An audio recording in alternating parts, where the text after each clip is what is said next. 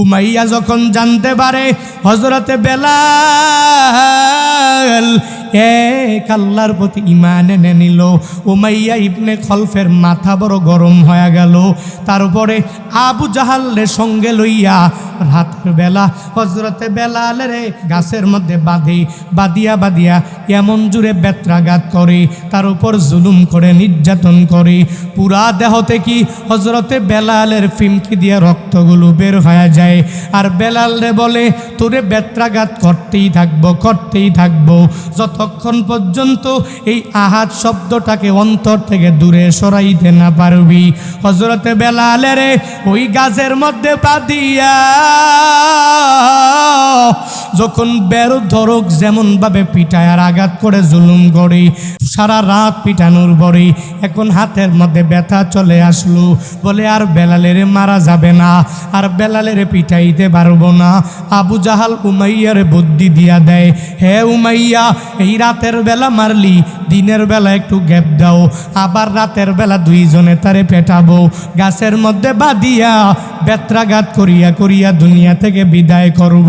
আবু জাহাল বলে, হে উমাইয়া, হযরতে বেলালের ওই রাতের বেলা যে এত জোরে জোরে মারল, তার পুরা বডির মধ্যে কি পরিমাণ ক্ষত বিক্ষত দেখায়া দেখ। এই মরুভূমির বালিগুলো কি পরিমাণ গরম, এই গরমের মধ্যে ওই ক্ষত বিক্ষত বডিটারে ফালাইয়া দাও। যখন ফালাইয়া দিবা, হযরতে বেলালের ক্ষত বিক্ষতের মাত্রাটা আরো অনেক পরিমাণ বাড়িয়া যাবে। হযরতে বেলালের এবার রাতের বেলা মারিয়া দিনের বেলা উত্তপ্ত বালুকাময় জমিনের মধ্যে যখন ফালাইয়া দেয়, ফালাইয়া হযরতে বেলাল যেন উঠতে না পারে, যেন অন্য কোথাও যাইতে না পারে। ওই বেলালের বুকের উপরে পাথরের চাপা দেয়, আর হযরত বেলালের পুরা দেহ বেবে রক্তগুলো পরে ওই বালুগুলো রক্তাক্ত হয়ে যায়। বেলালের বলে, নির্যাতনের মাত্রা আরো অনেক পরিমাণ বাড়াইয়া দিব, জুলুমের মাত্রাটা আরো অনেক পরিমাণ বাড়াইয়া দিব। হে বেলাল, তোর অন্তর থেকে আল্লাহ এক, এই আহাদ শব্দটাকে তুই দূরীভূত করে দাও। এক আল্লাহ, এটা তুই জবান দিয়া বের করবি না। এক আল্লাহর তুই ঈমান আনতে পারবি না। আমরা মূর্তি পূজা করি, ওই পূজায় তোর লিপ্ত হয়ে যাওয়া লাগবে, মূর্তির কাছে তোর যাওয়া লাগবে, তুই ঈমান আনতে পারবি না। যতক্ষণ পর্যন্ত ও বেলাল তুই ঈমানটাকে না ছাড়তে পারবি, তোর আল্লাহরে বাদ দিতে না পারবি, ততক্ষণ পর্যন্ত জুলুম চালায়া যাব, নির্যাতন চালায়া যাব, তোরে মারবো। আর দিনের বেলা ওই বালুকাময় জমিনের মধ্যে ফালাইয়া তোর ক্ষত বিক্ষতের মাত্রাটা, জ্বালাপুরার যন্ত্রণাটা আরো বাড়াইয়া দিব। হযরতে বেলাল জবাব দেয়, হে উমাইয়া শুনে নাও, হে আবু জাহাল শুনে নাও, আমি বেলাল যদিও দাস, আমি বেলালের কিছু নাই, কিন্তু এই বেলালের অন্তরে আল্লাহ তাআলার প্রেম এমন পরিমাণ ঢুকিয়া গেল, এই বেলালের অন্তরের মধ্যে মদিনাওয়ালা নবীর প্রেম ঢুকিয়া গেল। তোমরা জুলুম করতে পারবা, নির্যাতন করতে পারবা, আমাকে বেত্রাঘাত করতে পারবা, আমাকে মারতে পারবা, তবুও আমার ঈমানটারে ছিনাইয়া নিতে পারবা না। এর চর এলাকার মানুষ আমিনু কামা আমানান্নাস, ঈমান আনো ওই মানুষগুলোর মতো বান্দা ঈমান আনো, যেই মানুষগুলো ঈমানের লাইনে থাকিয়া এত জুলুম করার পর, এত নির্যাতন করার পরেও, এরপরেও এই বান্দাগুলো কালিমা বাদ দেয় নাই, এরপরেও ঈমানের পথ থেকে দূরে সরে যায় নাই, এরপরেও ইসলামের পথ থেকে দূরে সরে যায় নাই, এরপরেও আল্লাহর প্রেম অন্তর থেকে দূরে সরাইয়া দেয় নাই, এরপরেও মদিনাওয়ালা নবীর প্রেম দূরে সরাইয়া দেয় নাই। হযরতে বেলালের এই নির্যাতন করা অবস্থায় একদিন মদিনাওয়ালা নবীর সাহাবী, জান্নাতের সার্টিফিকেট প্রাপ্ত 1 নাম্বার হযরতে আবু বকর দেখলেন হযরতে বেলালের জুলুম করে, নির্যাতন করে, তারে মারধর করে। আবু বকর বলে, কেন মারে? বলে, বেলালের অন্তরের মধ্যে আল্লাহর প্রেম থাকার কারণে, সে দাস হওয়ার কারণে তাকে কেউ গুরুত্ব দেয় না, তাকে কেউ পাত্তাও দেয় না, বরং তার উপরে জুলুম নির্যাতন করে। আবু বকর বলে, যাও যাও, এই বেলালেরে আমি আমার নিজের অ্যাবিলিটি দিয়া আমার সামর্থ্য দিয়া হযরতে বেলালের উমাইয়া থেকে আজাদ করে দিলাম। ওই বেলাল মদিনাওয়ালা নবীর কি পরিমাণ প্রিয় হয়ে গেল, মদিনাওয়ালা নবীর কি পরিমাণ কাছের হয়ে গেল। মদিনাওয়ালা নবীর খাঁটি মুয়াজ্জিনের নাম বেলাল। যেই বেলাল আজান না দিলে মনটা ঠান্ডা হয় না। এত মজা ওই বেলালের নবী সম্পূর্ণভাবে মুয়াজ্জিন বানায়া দিলেন, পার্মানেন্ট মুয়াজ্জিন। হ্যাঁ বেলাল, তুই আজান দিবি। অনেক বড় সফরের মধ্যে হযরতে বেলালের নবী সফর সঙ্গী বানালেন। বেলালের জীবনটা কাটিয়া গেল। আস্তে আস্তে মদিনাওয়ালা নবী যেদিন বিদায় নিয়ে চলে গেলেন, হযরতে বেলালের মনটাও বড় খারাপ হয়ে গেল। হযরতে বেলাল মনে চিন্তা ভাবনা করে আর মসজিদে নববীর আশেপাশে ঘুরে আর চোখের পানি ফালায়া কান্দে আর চিন্তা করে, যেই মদিনাওয়ালা নবীর জন্য এত মার আমি খেলাম, যেই নবীর জন্য আমি বেলাল এত পাগল হয়ে গেলাম, যেই নবীর জন্য, যে আল্লাহর জন্য আমার এত কষ্ট ত্যাগ করা লাগলো, ওই নবী যদি এই মদিনায় না থাকে, মদিনাওয়ালা নবী যদি চলে যায়, আমি তাই কালাব কি? বেলাল চলে গেলেন। মদিনাওয়ালা নবী একদিন বেলালের স্বপ্ন যুগে ডাকে, এ বেলাল, আমি নবীর জন্য তোর কি একটু মায়া হয় না? আমি নবীর সারিয়া কই, ও বেলাল, তুই আমার দরবারে কি আসতে মন যায় না? আমি নবীর কাছে কি তোর একটু আসতে মন যায় না? রাতের বেলা স্বপ্নে দেখি, দিনের বেলা আবার মসজিদে নববীতে দৌড়া যায়। হাসান হুসাইন দেখিয়া আবদার জানায়, আপনি বেলাল? বলে হা আমি বেলাল। বলে আমার নানার যুগের আপনি বড় মুয়াজ্জিন? বলে হা। বলে আমি সেই মুয়াজ্জিন। বলে আপনার জবান থেকে কতদিন হয়ে গেল আজান শুনি না, আপনি আজকে আজান দিয়া দিবেন। আপনার আজান শুনে আমাদের মনটা এমনিতেই ভরিয়া যাবে, প্রফুল্ল হয়ে যাবে, আমাদের মনটা অটোমেটিক শীতল হয়ে যাবে। 3 বছর নবী আমার গোপনে দাওয়াত দেয়। ইয়ার উপরে আল্লাহ মদিনাওয়ালা নবীর উপরে আদেশ জারি করে দিলেন। আমরে হাজের মারুফের সিগা দিয়া আল্লাহ আদেশ দিলেন নবীরে, হে নবী আমার, আনজির, আপনি সতর্ক বাণীগুলো শোনায়া দেন। আশিরাতাকাল আকরাবিন, প্রতিবেশী যারা, নিকটাত্মীয় যারা, এদের কাছে কালিমার দাওয়াতগুলো দেওয়া আরম্ভ করে দেন। আল্লাহ ছাড়া দুনিয়াতে কোনো মাবুদ নাই, আল্লাহ ছাড়া দুনিয়াতে কোনো মাশুক নাই, আল্লাহ ছাড়া দুনিয়াতে ইবাদত পাওয়ার যোগ্য আর কেউ নাই।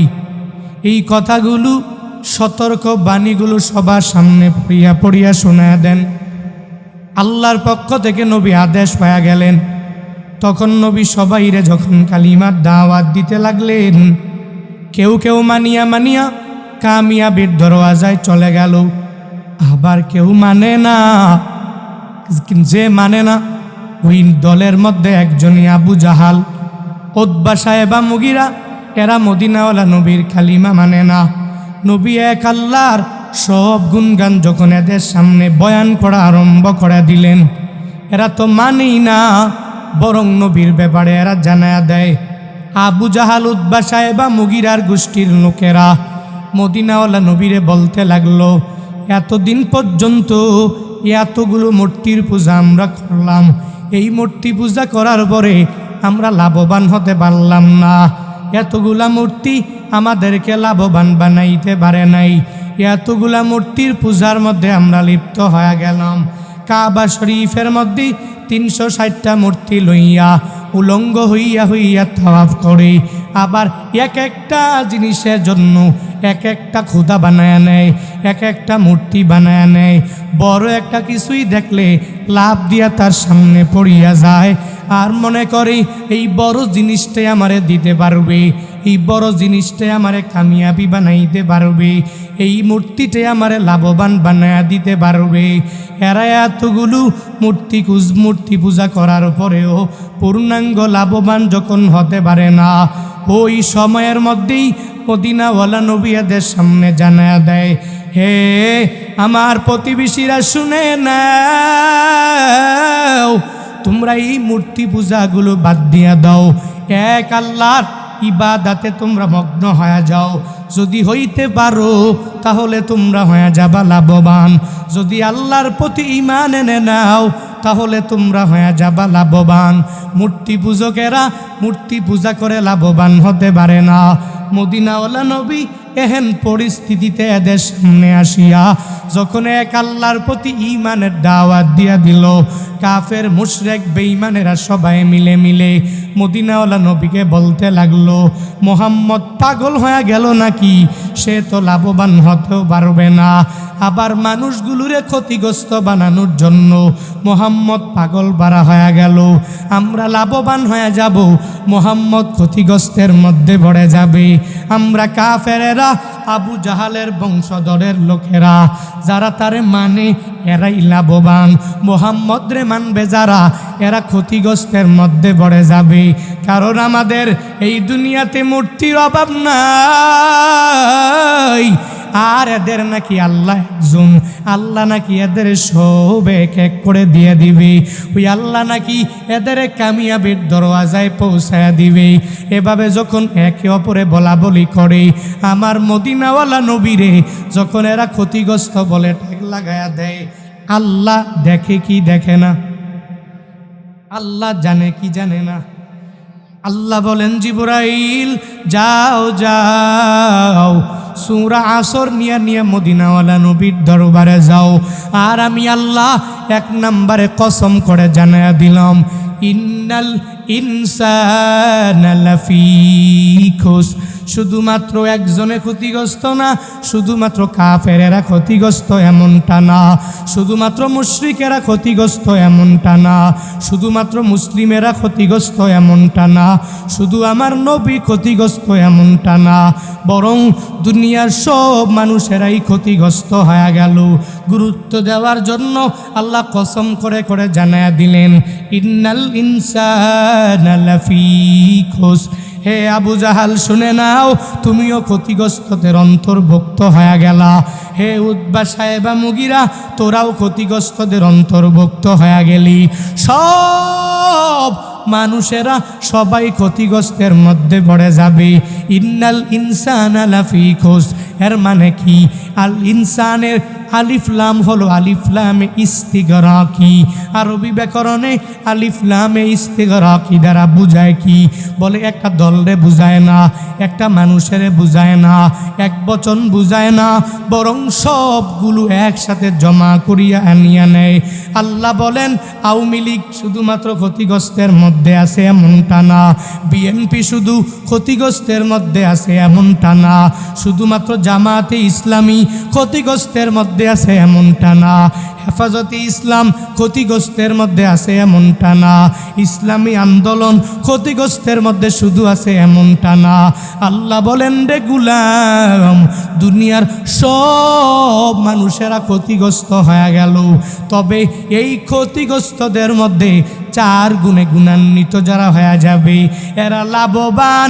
এই ঘোষণা দিয়েছেন একজন, চিল্লায়া বলো তার নাম। দুনিয়ার সব মানুষ ক্ষতিগ্রস্ত আল্লাহ ঘোষণা। আবার এই ক্ষতিগ্রস্ত মানুষদের মাঝে 4 দল হয়ে যাবে লাভবান, 4 গুণে গুণান্বিত বান্দারা লাভবান। এই ঘোষণাও দিয়া দিলেন আল্লাহ। আল্লাহ বলেন, আসরে কসম করিয়া দুনিয়ার মানুষেরা ক্ষতিগ্রস্ত, তবে এদের মধ্যেই লাভবান হলো 4 গুণে গুণান্বিত বান্দারা। 1 নাম্বার, ইল্লাল্লাযীনা আমানু, যেই বান্দা আল্লাহরে দেখে নাই, না দেখিও আল্লাহর প্রতি ঈমান আনলো। যেই বান্দা নবীরে দেখে নাই, না দেখিও ঈমান আনলো। যেই বান্দা কোরআন ছাড়া আসমানি সব কিতাবের প্রতি বান্দা দেখে নাই, না দেখিয়াও বান্দাটা ঈমান আনলো। আখিরাত হবে কি হবে না এই বান্দা তো দেখে নাই, এরপরেও কোরআনটা মানিয়া ঈমান আনলো। তকদিরের ভালো মন্দের প্রতি এই বান্দা আল্লাহর প্রতি ঈমান এনে নিল, যে তকদিরে যদি হয় ভালো তো আল্লাহর পক্ষ থেকেই তো আসবে, আর তকদির যদি খারাপ হয়ে যায় তবু আল্লাহর পক্ষ থেকে আসবে।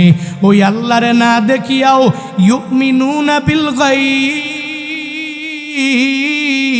ওই আল্লাহরে না দেখিয়াও বান্দাগুলো অদৃশ্যের প্রতি যারা ঈমান এনে নিল, ইল্লাল্লাযীনা মানু, যেই বান্দা আল্লাহরে না দেখিয়া ঈমান আনে ওই বান্দা ক্ষতিগ্রস্ত না, ওই বান্দাগুলো দুনিয়ার লাইনে বড় লাভবান হয়ে যাবে। মানে হলো যেই বান্দা ঘোষণা দিয়া দিল লা ইলাহা, যেই বান্দা ঘোষণা দিয়া দিল লা ইলাহা ইল্লাল্লাহ মুহাম্মাদুর রাসূলুল্লাহ, অন্তর দিয়েও মেনে নিল, এই বান্দা মৌখিকভাবে মেনে নিল, কার্যেও বান্দা পরিণত করলো। এরকম ঈমানওয়ালা যেই বান্দাগুলো, ওই বান্দাগুলো ক্ষতিগ্রস্ত না, বরং এরা দুনিয়ার লাইনে লাভবান, আখিরাতের লাইনেও এরা বড় লাভবান। আল্লাহ এক এক করে জবাব দিয়া দেয়, হে আবু জাহাল, হে উতবা, হে সাহেবা, হে মুগিরা, তোরা তো আল্লাহর প্রতি ঈমান আনতে পারো নাই।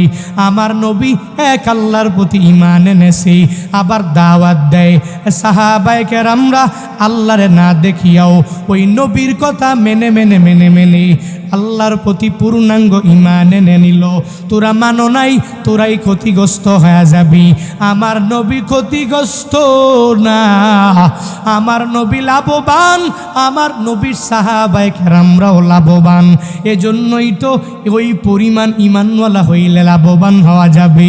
কোন পরিমাণ হওয়া লাগবে, কোন লেভেলের হওয়া লাগবে?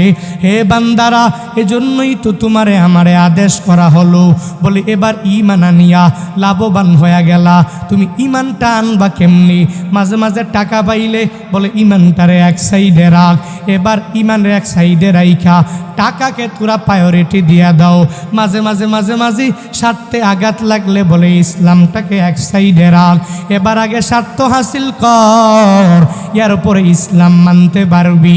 কবিরা গুনাহ করতে যখন মন চায় বলে ইসলামটারে এক সাইডে রাখ, কবিরা গুনাহের মধ্যে নিমজ্জিত হইয়া যাও। যখন স্বার্থে আঘাত লেগে গেল তখন বান্দা তুমি নিজের মতো করে কাজ করলা, তখন বলো ঈমান থাকবে কি থাকবে না ওই চিন্তা নাই, ইসলামে আমি থাকবো কি থাকবো না ওই চিন্তা তোমার আমার অন্তরের মাঝে থাকে না। একটু বিপদে বললেই ঈমানের পথ থেকে বান্দা দূরীভূত হওয়া যাবে না, তাহলে লাভবান বান্দা তুমি হতে পারবা না। ওই পরিমাণ ঈমান তুমি এনে নাও যেই পরিমাণ ঈমান আনলো সাহাবায়ে কেরাম। আমিনু কামা আমানান্না, ওই সাহাবায়ে কেরামের মতো বান্দা তুমি চলার পথে এদের নমুনা বানাও, আইডল বানায় নাও। যারা তরবারির সামনে দাঁড়ায় গেল ওই সময়ও তারা ঈমান ছাড়ে না, আহাত আহাত শব্দটা জবান থেকে বের করে দেয়, তবুও অন্তর থেকে সরায় না। এরা এক আল্লাহর প্রতি যে ঈমান এনে নেয়, তরবারিরে ভয় পায় না, কোনো যুদ্ধরে ভয় পায় না, কোনো মানুষের জুলুমরে ভয় পায় না, কোনো মানুষের নির্যাতনের ভয় পায় না। এ বান্দা, তোমরা তো সবাই ভালো করেই জানো, আমি আর নতুন করে বলা লাগবে কি? হযরতে বেলালের মতো ঈমান, আমার ঈমান তো বান্দা সমান না। হযরতে বেলালের ঈমান আর আপনার ঈমানটাও বান্দা সমান না। যেই বেলাল এত কালো হওয়ার পরেও আল্লাহর কাছে কি পরিমাণ দামি হয়ে গেলেন, ওই বেলাল ইসলামের জন্য কি পরিমাণ কষ্ট করলেন, ঈমান আনার পরে কি পরিমাণ ত্যাগ বেলাল করে দিলেন। আল্লাহ বলেন, ঈমান তুই আনবি আমি আল্লাহরে না দেখিয়া, ওই পরিমাণ ঈমান তুই এনে নাও। যেই পরিমাণ লেভেলের ঈমান আনলো সাহাবায়ে কেরামরা, যেই পরিমাণ ঈমান আনার পরে এই বান্দাগুলো স্বার্থের মধ্যে আঘাত লাগলে কঠিন কালেও ঈমানের বাইরে বান্দা যায় না। ইসলামটাকে এক সাইডে রাখিয়া নিজের স্বার্থ হাসিলের জন্য পাগল পারা হয় না। হযরতে বেলালের ইসলাম ধর্ম গ্রহণ করার কারণে কি পরিমাণ কষ্ট দিয়া দিল উমাইয়া। এমন কোনো বান্দা নাই বান্দা এই ঘটনা জানো না। উমাইয়া আর আবু জাহাল তারা কয়েকজন মিলিয়া রাতের বেলা হযরতে বেলাল কেন কালিমার সাওন দেয়া দেয়, হযরতে বেলাল কেন আহাত আহাত আহাত কেন জমান দিয়া বের করে, কেন এক আল্লাহ বলে, কেন আল্লাহ ছাড়া মাবুদ নাই বলে, কেন মূর্তি পূজা ভালো না, কেন মূর্তি পূজায় নিমজ্জিত হয়ে যায় না, কেন বেলাল এই কাজগুলো করে। উমাইয়া সহ্য করতে পারে না, আবু জাহালও সহ্য করতে পারে না, কিন্তু বেলাল তো জাতে ছিল কালা, আবার হলো দাস, টাকা পয়সা অনেক বেশি। হ্যাঁ, কি পরিমাণ গরিব, টাকা পয়সা নাই, বরং উমাইয়ার দাস হয়ে গেল। আবার তবু আল্লাহর প্রতি ঈমান এনে নিল। উমাইয়া যখন জানতে পারে হযরতে বেলাল এক আল্লাহর প্রতি ঈমান এনে নিল, উমাইয়া ইবনে খলফের মাথা বড় গরম হয়ে গেল। তারপরে আবু জাহালের সঙ্গে লইয়া রাতের বেলা হযরতে বেলালের ওই জমিনের মধ্যে গাছের মধ্যে বাঁধিয়া এমন জুড়ে বেত্রাঘাত করে, তার উপর জুলুম করে, নির্যাতন করে। পুরা দেহ থেকে হযরতে বেলালের ফিমকি দিয়ে রক্তগুলো বের হয়ে যায়। আর বেলালে বলে, তোরে বেত্রাঘাত করতেই থাকবো যতক্ষণ পর্যন্ত এই আহাত শব্দটাকে অন্তর থেকে দূরে সরাইতে না পারবি। হযরতে বেলালের ওই গাছের মধ্যে বাঁধিয়া যখন বের ধরক যেমন ভাবে পিটায় আর আঘাত করে জুলুম করে, আবার রাতের বেলা সারা রাত পিটানোর পরে এখন হাতের মধ্যে ব্যথা চলে আসলো, বলে আর বেলালের মারা যাবে না, আর বেলালের পিটাইতে পারবো না। আবু জাহাল উমাইয়ার বুদ্ধি দিয়া দেয়, হে উমাইয়া, এই রাতের বেলা মারলি, দিনের বেলা একটু গ্যাপ দাও, আবার রাতের বেলা দুইজনে তারে পেটাবো, গাছের মধ্যে বাঁধিয়া বেত্রাঘাত করিয়া দুনিয়া থেকে বিদায় করব।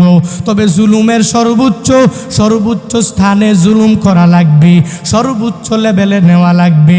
আবু জাহাল বলে, হে উমাইয়া, হযরতে বেলালের ওই রাতের বেলা যে এত জোরে জোরে মারল, তার পুরা বডির মধ্যে কি পরিমাণ ক্ষত বিক্ষত দেখায়া দেখ। এই মরুভূমির বালিগুলো কি পরিমাণ গরম, এই গরমের মধ্যে ওই ক্ষত বিক্ষত বডিটারে ফালাইয়া দাও। যখন ফালাইয়া দিবা, হযরতে বেলালের ক্ষত বিক্ষতের মাত্রাটা আরো অনেক পরিমাণ বাড়িয়া যাবে।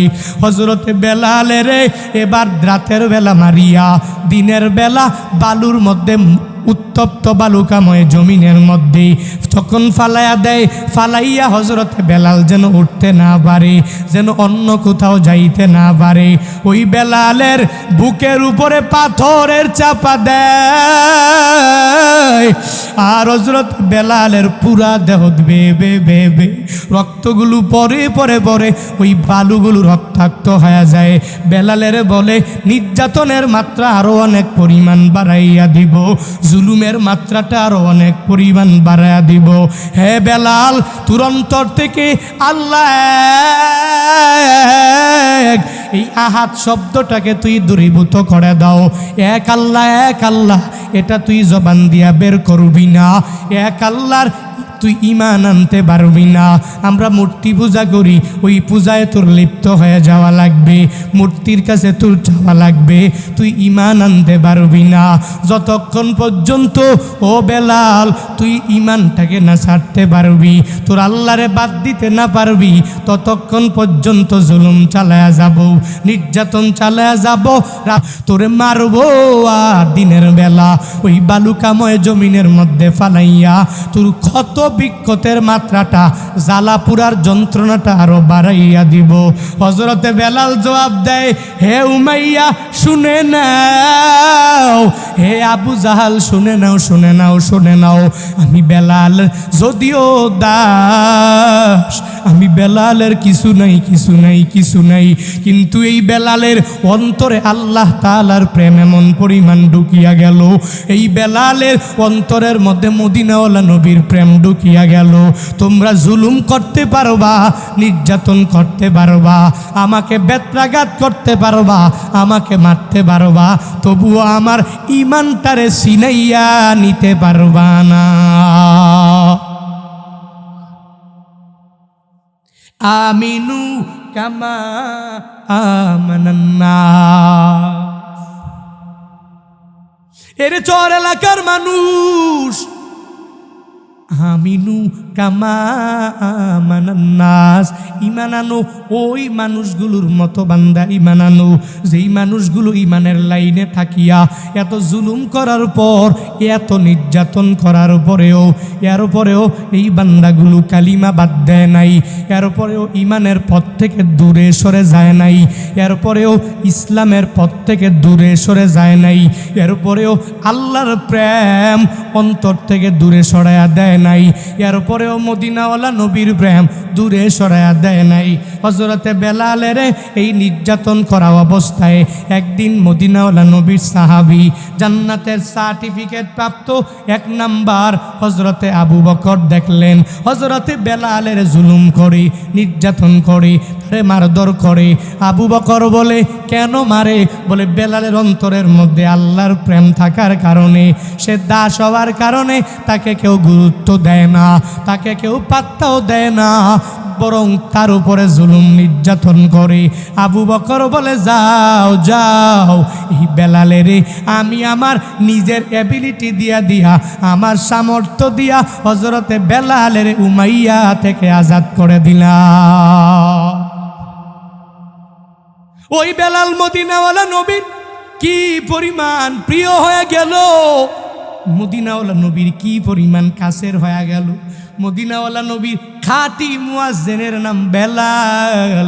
যেই বেলাল আজান না দিলে মনটা ঠান্ডা হয় না। এত মজা, এত মজা, ওই বেলালের নবী সম্পূর্ণভাবে মুয়াজ্জিন বানায়া দিলেন, পার্মানেন্ট মুয়াজ্জিন। হ্যাঁ বেলাল, তুই আজান দিবি, আজান দিবি, আজান দিবি। অনেক বড় বড় বড় বড় সফরের মধ্যে হযরতে বেলালের নবী সফর সঙ্গী বানালেন। বেলালের জীবনটা কাটিয়া গেল। আস্তে আস্তে মদিনাওয়ালা নবী যেদিন বিদায় নিয়ে চলে গেলেন, হযরতে বেলালের মনটাও বড় খারাপ হয়ে গেল।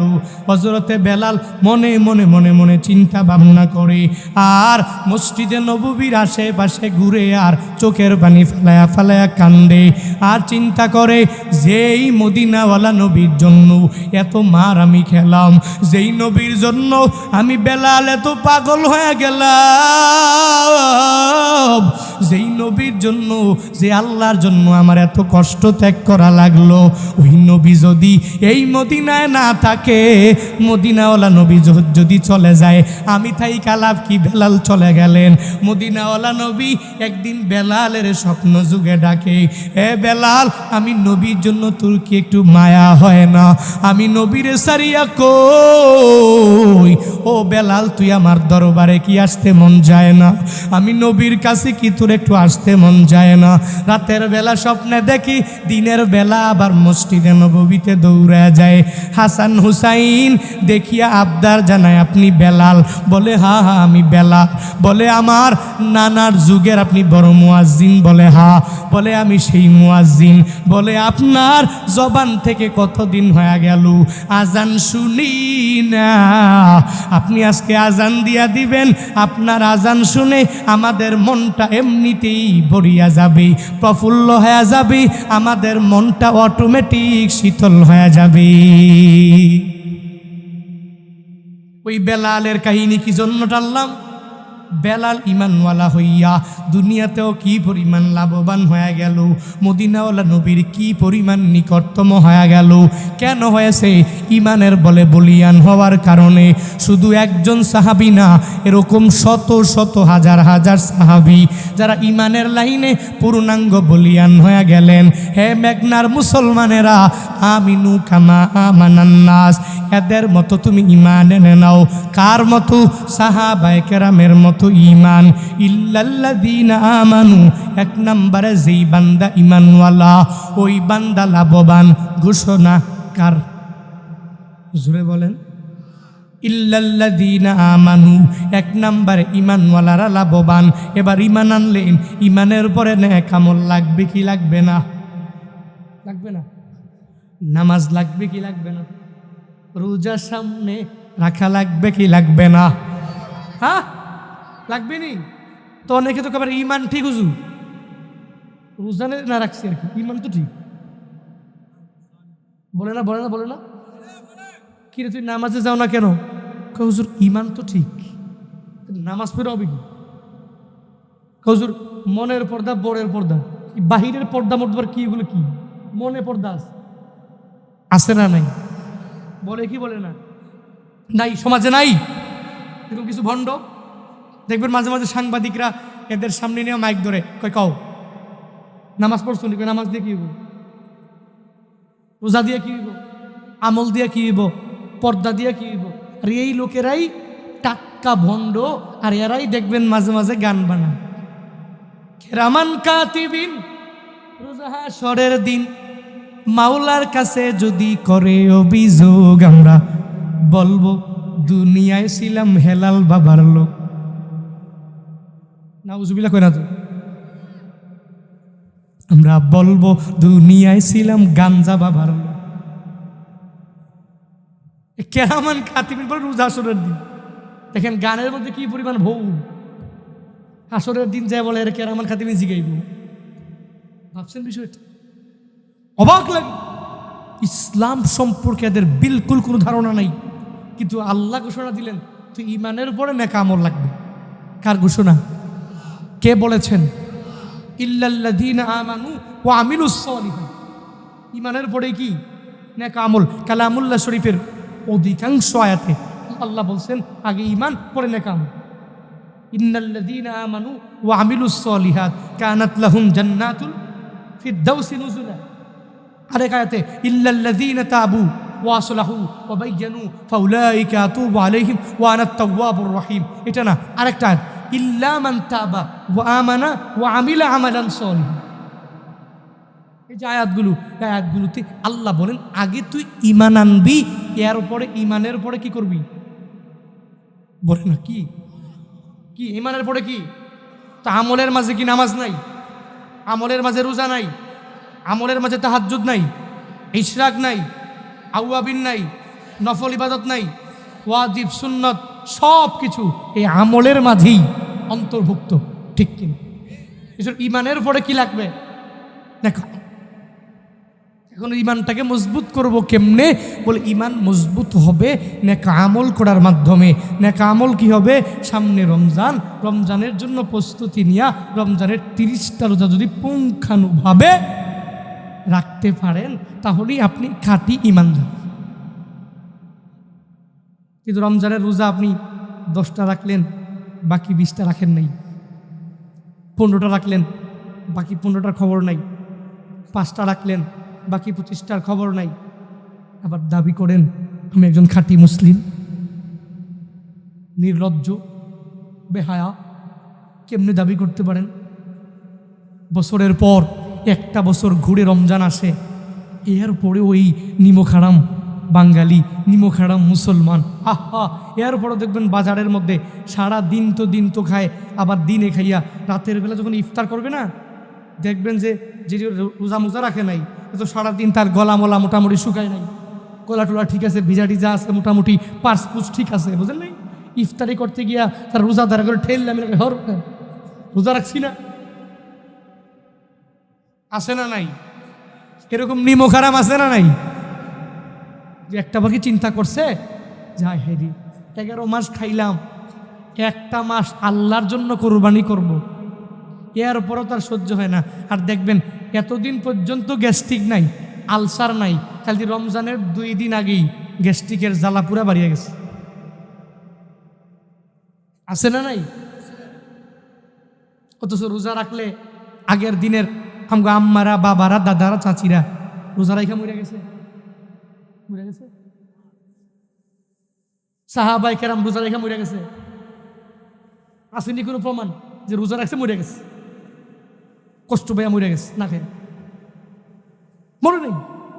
এরা যদি পারে, আমি আর আপনি কেন পারবো না? হুজুর আমাদেরকে বলেন কেন? আপনারা তো মেঘনার মানুষ, কুমিল্লার মানুষ। আমি তো মনে করি এখানে যে যুবকগুলো আসছে তারা সবাই রমজানের 30টা রোজাদার রাখনি বলে, আমি এটা বিশ্বাস করি। কিন্তু এরপরেও মিডিয়ার মাধ্যমে কথাগুলো যাবে, অনেক যুবকরা শুনবে। যুবকদেরকে উদ্দেশ্য করে বলি, তারা যদি না রাইখা মরে না যায়, তুমি রাইখা মরবা কেন? কুতিবা আলাইকুমুস সিয়ামু কামা কুতিবা আলাল্লাযীনা মিন ক্বাবলিকুম। আল্লাহ বলেন, হে ঈমানওয়ালারা, তোমাদের উপর রমাদানের রোজা ফরজ করে দেওয়া হলো। শুধু তোদের উপরই নাজিল করা হয়েছে, তোদের উপরই চাপাইয়া দেওয়া হয়েছে এমনটা না। কামা কুতিবা আলাল্লাযীনা মিন ক্বাবলিকুম, তোমাদের পূর্ববর্তীগণদের উপরেও রোজা ফরজ করে দেওয়া হলো। শুধু তোমার উপরে দেওয়া হয়েছে এমনটা না, তোমার আগের দিনের লোকেরাও যারা ছিল এদের উপরেও রোজা ফরজ করে দেওয়া হলো। এর মানে হলো অন্যান্য নবীর উম্মতেরও দিয়া দিলেন, সাহাবায়ে কেরামরে দিলেন, তাবেঈনরে দিলেন, তাবেঈনরে দিলেন, আইম্মায়ে মুস্তাহিদিনদেরকে দিয়া দিলেন। অন্যান্য নবীর উম্মতেরা রোজা রাইখা যদি মরিয়া না যায়, তাহলে আমি কেন রোজা রাখিয়া মরিয়া যাব? কষ্ট পেয়ে যাব, গ্যাস্ট্রিক কেন বেড়ে যাবে, আলসার কেন বেড়ে যাবে? মূলত এগুলো সুতা, মূলত এগুলো একটা কথা, মূলত এগুলো কিন্তু বান্দা তোমার রোজা রাখার ব্যাপারে কোনো বাধা না, কোনো বিপত্তি না। যেই বান্দা বলবে রমজানের রোজা রাখার আগে আমার গ্যাস্ট্রিকের প্রবলেম বাড়িয়া গেল, সমস্যাটা বাড়িয়া গেল, আলসারের প্রবলেম আমার বাড়িয়া গেল, তার তাকওয়ার লাইনে বড় সমস্যা। ওই বান্দা আল্লাহরে ভয় করে না। ওই বান্দা আল্লাহ যে একজন আছেন এই চিন্তা বান্দার অন্তরের মাঝেও নাই। হে আল্লাহর বান্দারা, আল্লাহ বলেন, আমি আল্লাহ তোর উপরে রমাদানের রোজাকে ফরজ করে দিলাম, ব্যাপারটা এমন না। তোর পূর্ববর্তী গণদের উপরেও রোজা আমি আল্লাহ কত মায়া করে করে করে ফরজ বানায়া দিলাম। আল্লাহ তাআলা এটা কেন বলেন? আল্লাহ তো আদেশ দিলেই পারতেন। আবার কেন বললেন? কামা কুতিবা আলাল্লাযীনা মিন ক্বাবলিকুম, তোদের উপরেও ফরজ করা হয়েছে, তাদের উপরেও ফরজ করা হয়েছিল। এটা বলার কারণ কি?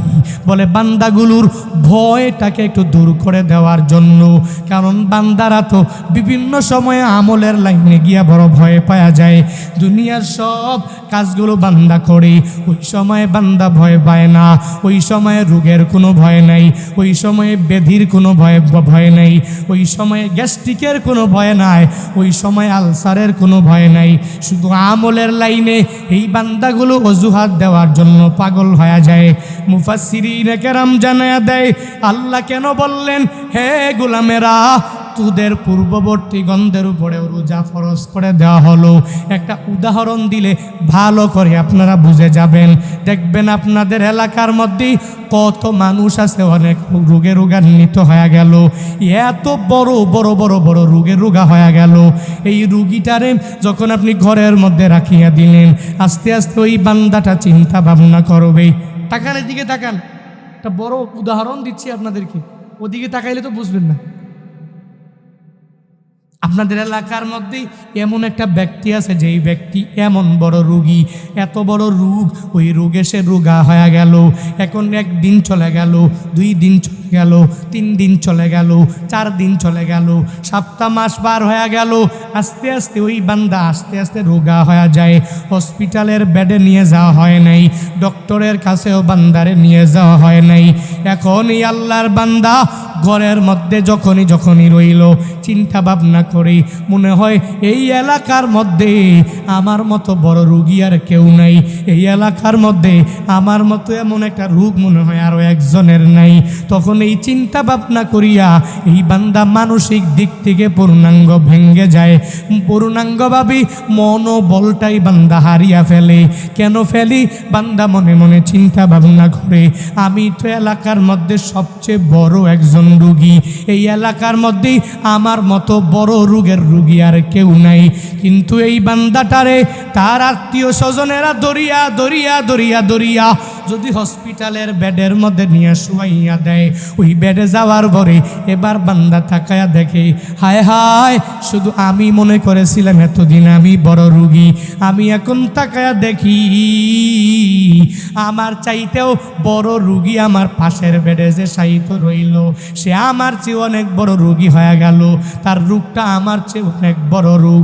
এতদিন মনে করেছিলাম আমি মনে হয় বড় রুগী, এখন দেখি আমার চেয়ে বড় রুগীর অভাব নাই। তখন দেখবেন অটোমেটিক্যালি মনোবল আবার ফিরিয়া পায়, তখন মানসিক আস্থাটা বান্দা ফিরে পায়। ঠিক তদ্রূপভাবেই ডক্টরেরাও এই বান্দার যত বড় বড় বড় বড় রোগ আছে, ওই রোগগুলো পেশেন্ট যে তার কাছে বলে না, রুগীর কাছে বলে না, রুগীর ছেলেরে গিয়া জানায়া দেয়, মেয়েরে জানায়া দেয়, নাতিরে জানায়া দেয়, নাতিনের জানায়া দেয়, তার বউয়ের জানায়া দেয়, অথবা তার স্বামীকে জানায়া দেয়। রুগীরে জানায় না কেন? কারণ সে মনোবল হারায়া ফেলবে, মানসিকভাবে এই বান্দা ভেঙ্গে পড়বে।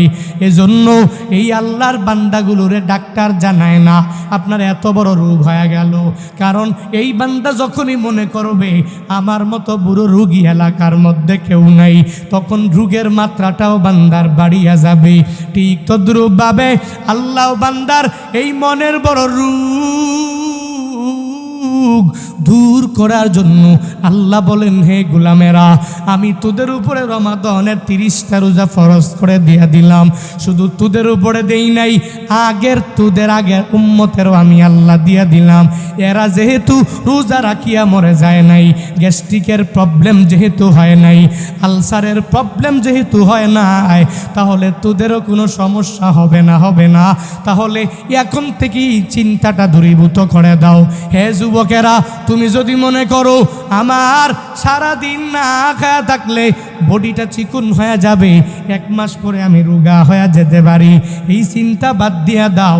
বরং তাকওয়া অন্তরের মধ্যে লইয়া, যেই বান্দা রমাদানের মধ্যে 30টা রোজা রাখবে, যদি তাকওয়া থাকি, ইখলাস আর একনিষ্ঠতা বান্দার অন্তরের মাঝে থাকে, আমি টার্গেট দিয়া বলতে পারি, বান্দা তোমার রমজানের আগে যত বড় রোগটা তোমার মাঝে ছিল, রমজানের 30টা রোজা ইখলাস তাকওয়া নিয়ে রাখার কারণে অটোমেটিক এই বড় রোগটাকে ভালো করে দিতে পারে।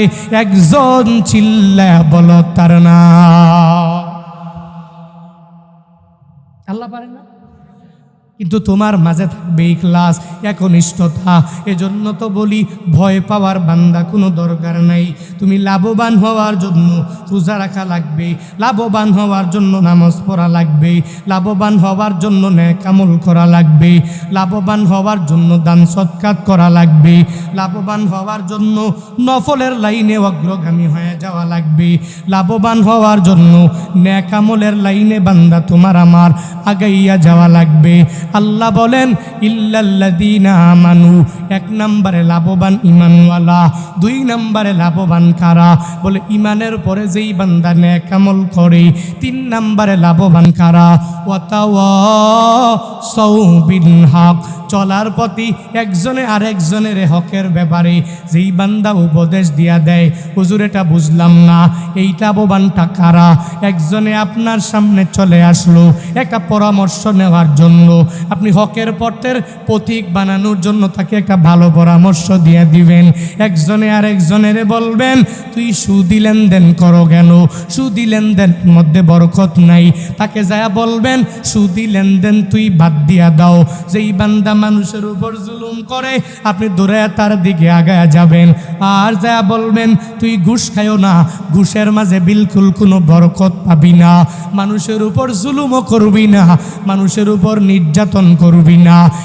এক এক করে যখন আপনি হকের ব্যাপারে উপদেশ দিয়া দিবেন তাহলে আপনি লাভবান। ঘোষণা আমার না, আল্লাহর। আল্লাহর ঘোষণা, আল্লাহ নিজেই ঘোষণা দিয়া দিলেন একে অপরে পরস্পরের এই হকের ব্যাপারে তোমরা উপদেশ দিয়া দাও। যেই বান্দা দিয়া দিবে ওই বান্দা এমনিতেই লাভবান হয়ে যাবে। শুধু তাই না, এবার লাস্ট নাম্বারে লাভবান কারা বলে সবর। লাস্ট নাম্বার লাভবান হলো একজনে আরেকজনের সবরের ব্যাপারে উপদেশ দিয়া দিল। এই বান্দা বিপদে পড়ে গেল, মুসিবতের মধ্যে পড়ে গেল, তাকে আপনি উপদেশ দিয়া দিবেন তুই আল্লাহর উপর থেকে আস্থা হারাবি না, কারণ আল্লাহ তো তোরে সর্বাবস্থায় বান্দা তোর দিকে তাকায়া আছে। তুই যত বড় বিপদের মধ্যে তুই পড়ে যাও, যত বড় মুসিবতের মধ্যে পড়ে যাও, আল্লাহ তোরে বিপদ থেকে বাঁচায়া দিতে পারে, মুসিবত থেকে বাঁচায়া দিতে পারে। কিন্তু আমরা একজনে বিপদে পড়লে কি পরামর্শ দেই জানেননি? বলি তুরি আমি পরামর্শ দিয়া দিলাম, বলে তুই যাও, একটা বিপদে পড়ছো তাহলে আর একজনের কাছ থেকে 2 লাখ টাকা আনবি, তারে সুদ বাড়াইয়া দিবি, দেখবি এমনিতেই অনেক টাকা পয়সার মালিক হয়ে যেতে পারবি। যা যা অমুক জায়গায় গিয়া একটা গরিব মানুষ আছে, ওই গরিব মানুষের উপর একটু নির্যাতন কর, জুলুম করিয়া তার ভিটে জমিনটাও তোর করিয়া নে। যা যা 5টা 6টা গুন্ডা বাড়া কর আর তারে মারিয়া তার কাছ থেকে সম্পদগুলো তোর কাছে তুই নিয়ে আয়। এটা আমরা একজনে আর একজনের উপদেশ দিয়া দেই। হে বান্দা, না না, একজনে আর একজনের এই উপদেশ দেওয়া যাবে না, বরং তুমি যদি লাভবান হতে চাও হওয়ার জন্য একে আর একজনের উপদেশ দেওয়া লাগবে, সবরের উপদেশ, তাওয়াক্কুলের উপদেশ দেওয়া লাগবে। বলে বান্দা তুই বিপদে পড়ে গেলা, মুসিবতের মধ্যে পড়ে গেলা, আল্লাহর দরবারে চাও, আল্লাহ দিবে কি দিবে না? বলেন দিবে নি?